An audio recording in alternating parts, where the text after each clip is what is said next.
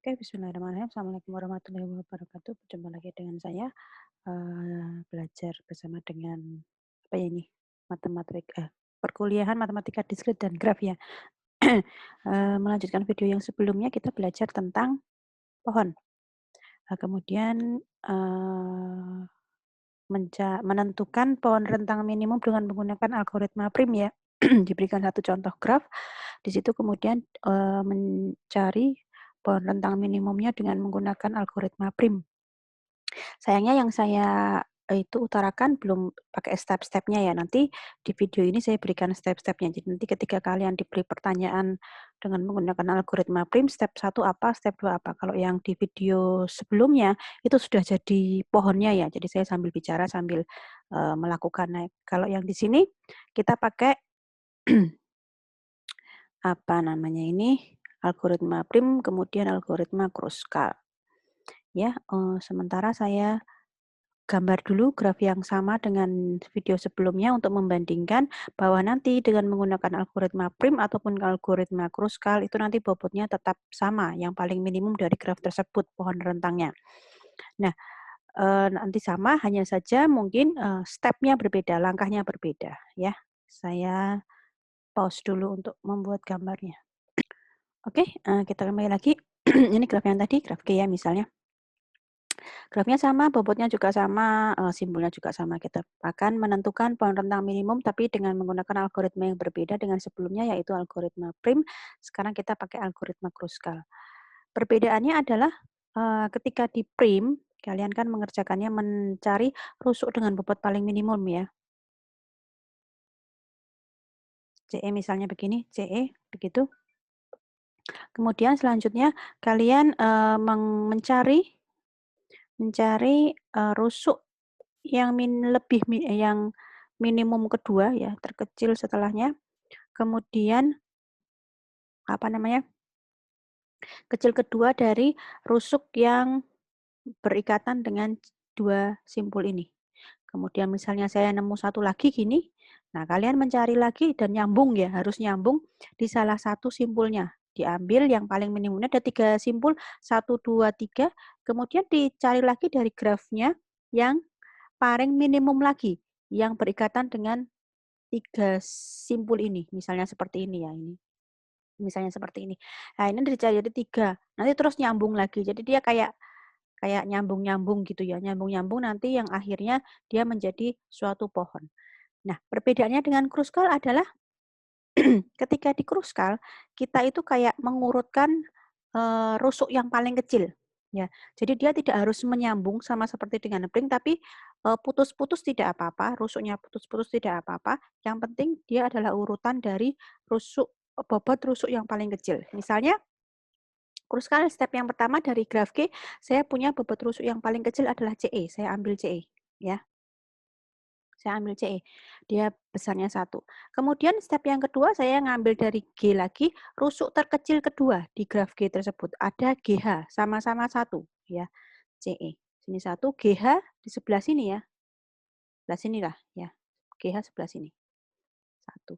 Nah, terlihat ya bedanya? Jadi diambil rusuk terkecil dari graf tersebut. Bedanya dengan prim adalah rusuk yang terkecil tetapi yang nyambung di rusuk yang, di apa, simpul yang pertama yang kita ambil. Kalau di kruskal kita secara random, secara lihat semuanya, mana yang paling kecil itu yang akan ditulis terlebih dahulu. Nah, ini satu, ini satu. Kemudian kecil selanjutnya setelah ada satu yaitu 2 di situ. Saya tulis lagi CE-nya, CE1, kemudian GH di sini, GH juga 1, GH1, terkecil setelah 1 yaitu 2. 2 itu adalah EG, ya. EG di sini 2. Oke. Kemudian 2 lagi juga ada di situ DF, DF di sini. DF. Yang nilainya sama nggak apa-apa, langsung jadi satu step saja.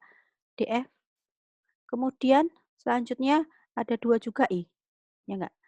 I, ini 2. Oke. 2. Ya. Kemudian selanjutnya setelah terkecil kedua, yang keempat, step keempat berarti setelah 2 yang paling kecil lagi 3, itu DE itu. Ada 3. Berarti saya tulis lagi di sini. Saya gambar lagi grafnya CE, kemudian EG, GH, ini 1, ini 2, ini 1. Kemudian di atas sini ada DF, kemudian di sini ada I, ya. Di sini 2, di sini 2. Kemudian tadi ada 3 DE. Nah, ini tambah lagi 3. Nah, seperti itu, ya. Terus step yang kelima setelah 3 ada 4. Nanti saya mencari yang 4 nih. Ada 3, 1, 2, 3, 4. Kita lihat apakah nanti yang kita bentuk, yang kita tambahkan rusuknya yang bobotnya 4 itu akan membentuk sirkuit atau tidak. Ya, kita tulis step yang keempat dulu tadi untuk step kelima. CE ini 1, salah. Ini 2 EG, ini GH ini 1, ini ED itu 3, DF2, FI, I2. Tadi 4 ya? 3, 4, ya betul. 4. Kalau yang keempat berarti saya mengambil rusuk F ke G. Yang 4 nih. Nah, ketika saya gambar F ke G, nah ini saya rintik-rintik gini. Loh, apa yang terjadi? Dia membentuk sirkuit. Maka tidak jadi. Jangan dituliskan di situ. Ya, karena tidak jadi pohon, dia jadinya ada sirkuit di situ.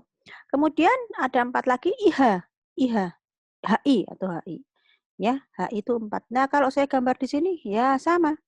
Di situ ada sirkuit. Ya enggak? Ini mubeng nih sirkuit nih. I, F, D, E, G, H, G, H, I. Ya. Nah, makanya 4 tidak saya tuliskan di I situ. Nah, yang ada adalah B ke A atau A ke B. Nanti saya gambar di sini. B ke A. Sini. Nah, A, B di sini 4. Nah, gitu ya. Jadi perbedaannya dengan prim kelihatan ya. Kalau prim kan harus nyambung-nyambung. Nah, kalau kruskal tidak. Oke. Semuanya belum tersambungkan ya antar simpulnya ya kan, belum membentuk suatu pohon kalau yang kelima ini. Step yang kelima, maka perlu kita tambahkan lagi. Yang keenam, saya gambar dulu yang hasil dari step 5, AB di sini 4, kemudian CE 1, EG 2, GH 1, ED 3, DF 2, FI 2. Oke, kemudian tadi kita sudah sampai 4 ya, yang sini 4. Maka setelah 4, terkecil selanjutnya adalah 5. 5 saya punya 5 ini aja. Nih, 5 IH. 5 IH kalau saya kok IH? IG, sorry, IG. Nah, IG kalau saya beri rusuk di IG di sini, dia membentuk sirkuit. Ya, makanya tidak usah dilewati berarti. Oh, berarti tidak jadi, karena dia membentuk sirkuit yang menyebabkan dia tidak menjadi suatu pohon, graf pohon. Maka kita lewati yang 5. Terkecil selanjutnya adalah setelah 5, 6. 6, 6, 6. 6 hanya 1, BC ini. BC, nah ini 6. Ini 6, BC, aduh, 6. Ya. Nah, sudah terbentuklah pohon rentang dari graf G. Terlihat setiap simpul di graf G semua ada A, B, C, D, E, F, G, H, I. Ada semua dan tidak membentuk sirkuit. Maka ini adalah pohon rentang minimum dari G yang menggunakan algoritma Kruskal. Kita lihat bobotnya, kita cek bobotnya. 4 tambah 6 tambah 1 tambah 3 tambah 2 tambah 2 tambah 2 tambah 1. Kita cek. 10, 11, 11 tambah 3, 14, 14 tambah 6, 20, 20 tambah 1, 21. Ya, sama dengan yang prim tadi ya. Sama dengan yang prim tadi, bobotnya juga sama 21. Kebetulan bentuk dari pohon rentangnya itu sama ya, karena ini kan opsinya cuma sedikit ya. Ini yang ke B itu hanya ada 3 3 rusuk, yang berikatan dengan A hanya 2 rusuk. Nah, ini kan kelihatan sekali hanya pilihannya cuma 4, ini 8. Nanti kalau misalnya sama-sama ini 4, nah itu baru ada perbedaan bentuk pohonnya. tetapi bobotnya itu sama semua. Bobotnya sama semua. Nah, seperti itu ya, algoritma prim dengan algoritma Kruskal. Nah, ini kalau Kruskal saya berikan stepnya. Jadi kalau kalian mengerjakan dengan menggunakan Kruskal, kalian wajib menuliskan stepnya ini dari 1 sampai 6. Ya, tidak boleh langsung ujuk-ujuk kok nemu kayak gini. Ujuk-ujuk dapat, tiba-tiba nemu seperti ini. Ya, nggak boleh. Kalau diminta untuk pakai Kruskal ya stepnya seperti ini. Kalau pakai prim ya, saya beri contoh kalau pakai prim berarti stepnya ya sama sebenarnya dengan yang Kruskal. Maksudnya ini nih, menuliskan ya. Cuman kan algoritmanya beda ya. Kalau yang prim berarti yang pertama adalah step kita mengambil ini prim ya, nanti enggak salah. Ini prim, saya ulangi lagi dari video sebelumnya. Ini prim, yang pertama adalah CE ya, saya ambil CE tadi. Video yang sebelumnya satu. Terus kemudian step yang kedua, kita mencari rusuk yang berikatan dengan simpul C dan E yang paling kecil ya pada graf G, CE. Nah, di E di sini ada 2, ada 3, ini 7, 6, 8. Tentunya saya pilih 2. Nah, G2. Nah, kelihatan kan bedanya? Step yang ketiga, aduh sorry. Ini CE, CEG, 1, ini 2. Nah, ini dicari lagi dari masing-masing simpulnya CEG. Berarti yang paling kecil 1 tadi G ya, berarti ini langsung ke sana. Ke H1. Nah, seterusnya sampai nyambung ya kan? Beda ya tadi antara Kruskal dan prim step-stepnya, tetapi ketika dijumlahkan bobotnya dia akan sama. Ya, at the end dia akan sama. Ada kemungkinan bentuk pohonnya berbeda? Ya, ada kemungkinan bentuknya pohonnya berbeda. Nanti akan saya beri latihan apa ya, contoh yang graf yang itu nilainya rengket-rengket apa? Berdekatan. Jadi kalau ini kan kelihatan bedanya ya 8 sama 6 kan jauh toh. Nilainya terlalu jauh. Nah, itu nanti cuma 2, 1, 2, 1, 3. Nah, itu kan rengket dekat-dekat yang menyebabkan itu ada kemungkinan pohon yang terbentuk itu apa namanya lebih dari satu. Kalau ini kebetulan apa namanya?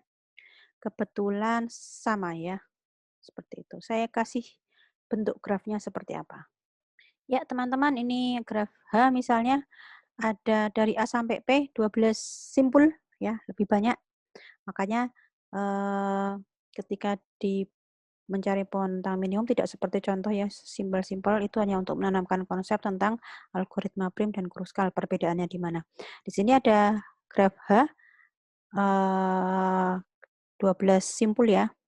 12 apa 16 ya ini ya? 4 kali 3, 12 ya. 4, 4, 4, 16 nih 16 simpul. Sorry, 16 simpul, di mana rusuk-rusuknya sudah terlihat ya, ada 3, 1, 2, 3, 3, 4, 2, 2, 2, 1. Nah, ini kan rengket-rengket, rengket tuh deket-deket jaraknya ya. Jaraknya dekat-dekat, hampir sama semua 1, 2. Nah, ini nanti ada kemungkinan bahwa pohon yang kalian gambar, yang graf pohon yang kalian buat antar anak itu berbeda. Baik itu menggunakan prim ataupun menggunakan Kruskal, ya kan? Tetapi yang perlu diingat adalah bobot minimumnya itu pasti sama. Jumlah bobot besarnya, bobot minimumnya sama. Mau 10, mau 100, mau 20, sama. Baik itu pohonnya berbeda, pokoknya semua terlewati ya simpulnya, yang dia berbentuk pohon. Ataupun pakai prim atau pakai Kruskal ya. Bentuk pohonnya bisa berbeda, tetapi bobot minimumnya pasti sama. Prim dan Kruskal. Ya. Nah, silakan kalian belajar aja, nggak usah dikumpulkan ya. Ini nanti kalau misalnya ada pertanyaan baru, Bu ini jawabannya benar atau enggak, atau Bu ini ada yang salah atau tidak. Nah, seperti itu bisa mungkin ditanyakan ke saya. Yang jelas ketika kalian mencari pohon rentang minimum dengan menggunakan algoritma, baik itu prim atau Kruskal, wajib menggunakan step-step kayak tadi, di yang tadi sebelumnya ya. Prim berarti pertama gini misalnya, terus habis itu ke sini, ke sana, step pertama misalnya, step pertama itu kalau prim lebih panjang ya, karena dia kan satu-satu tuh, gini, terus kemudian, satu misalnya, terus step kedua gini, step ketiga gini, gini, gini misalnya. Nah, seperti itu. Step keempat, misalnya begini, begini, begini, begini. Nah, ini nambahi yang di sininya. Yang penting adalah ada stepnya. Kalau kruskal berarti step pertamanya bisa di sini, di sana. Ya enggak? Sama. Satu-satu. Ini kan banyak yang satu nih, satu-satu ditulis semua. Satu, sini. Satu, lagi sini. Nah, kayak gitu. Yang penting ini ditulis sih. Simpulnya mana-mana, ini mana-mana, ini mana-mana, ini mana-mana. Step kedua nyambung ke sini. Nah, yang sini masih. Nah, seperti itu. Ya, jadi ada step-stepnya yang penting. Nah, jadi enggak ujuk-ujuk langsung kalian membentuk suatu apa sih namanya itu, pohon ya. Nah gitu, jangan seperti itu. Jangan langsung tiba-tiba membentuk pohon. Nah, saya nggak tahu kalian dapatnya dari mana pohon itu kan. Kalau dari step langkah ini kan terlihat sekali. Hmm, sampai dia membentuk pohon rentang minimumnya. Oke, seperti itu ya untuk masalah pohon. Ada beberapa soal cerita tentang yang penyelesaiannya dengan menggunakan pohon. Nanti sebelum UAS mungkin akan saya share ya. Tapi yang menyelesaikan tetap kalian ya. Oke, itu saja dulu dari saya untuk pohon mengenai algoritma prim dan kruskal. Semoga bisa dipahami. Jika ada yang belum paham, bisa menghubungi saya. Terima kasih. Wassalamualaikum warahmatullahi wabarakatuh.